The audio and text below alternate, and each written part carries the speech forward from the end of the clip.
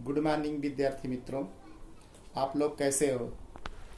विद्यार्थी मित्रों, आज हम आपके स्पर्श भाग 2 में आपके काव्य पाठ में मैं तीसरा चैप्टर जो है दोहे यानी बिहारी कवि की जो लेखनी जो है, जो कविता जो उन्होंने दोहा लिखा है, आज मैं उनका आप लोगों को भावार्थ समझाऊंगा। सबसे पहले मैं आप लोगों को विद्यार्थी मित्रों मैं बिहारी दास के का जीवन परिचय मैं आप लोगों को बता रहा हूँ, उसके बारे में चर्चा करूंगा कि बिहारी दास कौन थे, यानी वे कहाँ के रहने वाले थे, वे उनको काव्य की रचना करने के क्या इस प्रकार की उनको हासिल हुआ, किस तरह से हासिल किए, उनके विचार में कैसे उनकी काव्य कृतियाँ किस तरह की थी।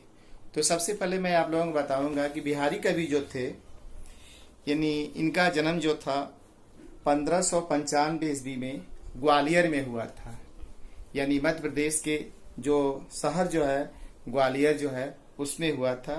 और जब बिहारी लगभग में 7-8 वर्ष के थे तब उनके पिता जो है वहां से क्योंकि वह राज दरबार के में रहते थे और वहां से वो ओरछा चले गए अपना परिवार लेकर के, और बिहारी दास वहां जाकर ओरछा में जाकर के आचार्य जो केशव दास के सत्संग में रह करके उनको क्या है शिक्षा प्राप्त किया। उनको संस्कृत विषय का पूर्ण ज्ञान हुआ। फिर बाद में क्या है बिहारी दास को यानी बिहारी कवि को का संपर्क जो है रहीम दास के संपर्क में आए और फिर उन्होंने क्या है कि कविता की रचना करने की उनसे प्राप्ति हुई, उनको सीख मिला। उसके बिहारी दास जो थे उन्होंने अपने कवि जो है केशव दास से काव्य शास्त्र से शिक्षा ली और कुछ समय के बाद फिर वहां से वे आगरा चले गए। उन्होंने फारसी का भी अध्ययन किया और वहां पर उनकी रहीम दासी से भेंट हुई थी। विद्यार्थी मित्रों, मैंने बताया कि सबसे पहले तो वे अपने पिताजी के साथ ओरछा गए। ओरछा जाने के बाद उनका यानी केशव दास जो है एक महान जो कवि थे, उनके संसर्ग में आकर के संस्कृत भाषा का ज्ञान हुआ।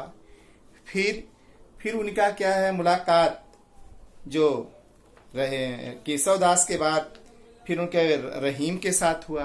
रहीम के साथ होने के बाद उनकी कविता लिखने की उनसे सीख मिली।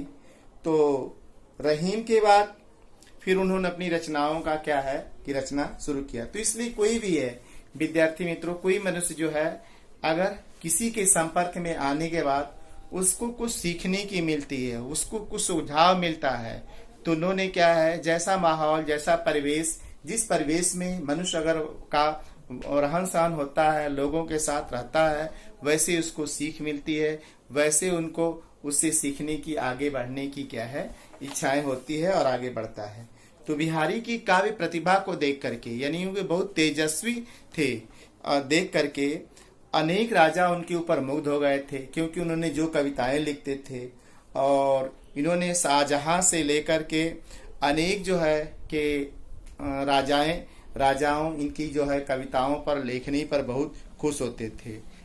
कहें राजस्थान के जोधपुर बूंदी जैसी रियासत में वहां पर शासन करने वाले जो राजा जो थे उनको वृत्ति प्रदान करते थे, यानी शासकीय वृत्ति प्रदान करते थे कि आप मेरे राज्य में रहो, आप मेरे कविताओं का रचना करो।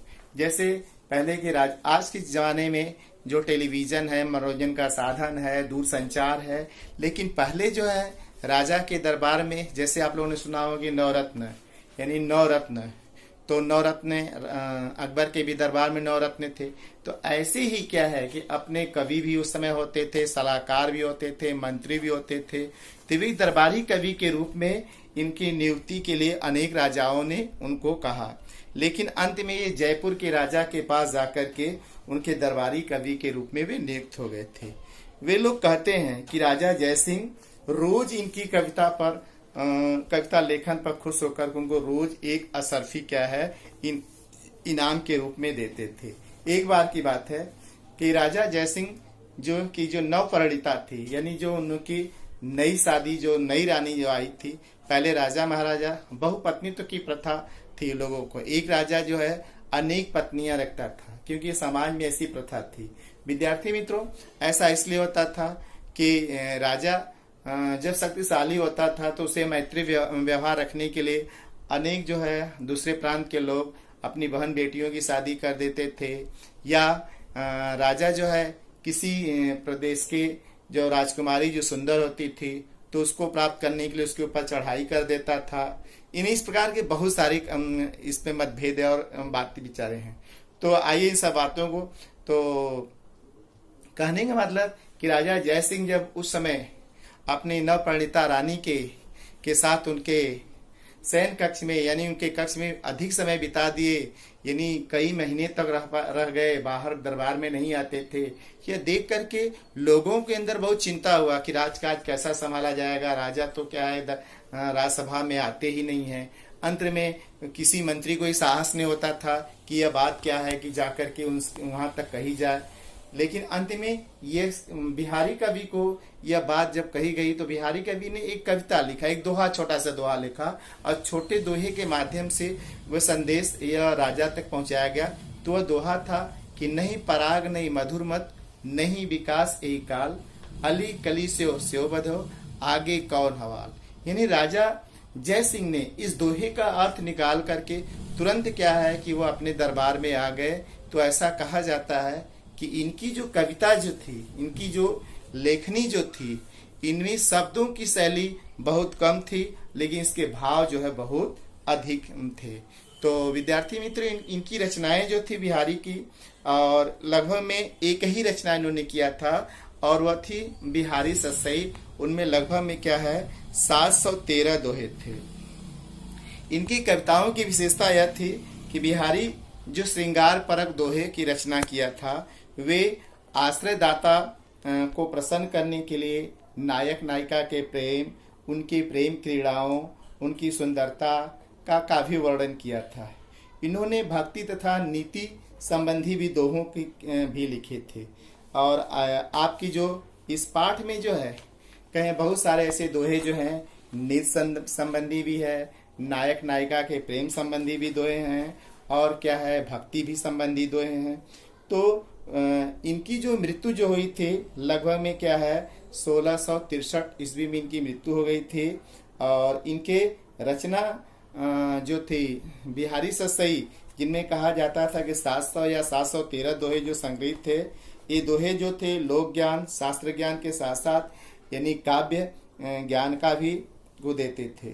इनकी कविता जो थी श्रृंगार रस से, इनमें रसों की प्रधानता थी, क्योंकि इन्होंने जो कवि के साथ जो इनके आचार्य केशव दास के साथ जो इनको शिक्षा प्रदान हुई थी, तो केशव दास जो रस के बहुत ज्ञाता थे उनकी कविताओं में, इसलिए इनकी जो भी कविताएं हैं इनमें रसों का भरपूर जो है देखने को मिलता है, जिनमें नायक नायिका का प्रेम और नायिकाओं के चेष्टाओं का हाव भाव जो पर्याप्त मात्रा में देखना पड़ता है। बिहारी की भाषा जो है वह जो है एक शुद्ध ब्रज भाषा है, और वह एक साहित्यिक भाषा है। इनकी भाषा जो है पूर्वी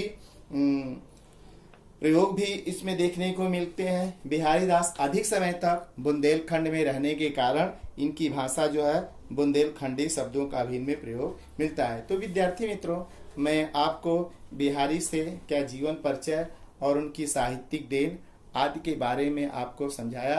अब आगे जो है आपको मैं आपके पाठ में जो जितने दोहे हैं, मैं इस दोहों का मैं आपका कठिन शब्दों का अर्थ और आपको उसका भावार्थ, उसकी व्याख्या और उसमें आए हुए किस प्रकार के कौन सा व्याकरण है, इसकी बात को आपको समझाऊंगा।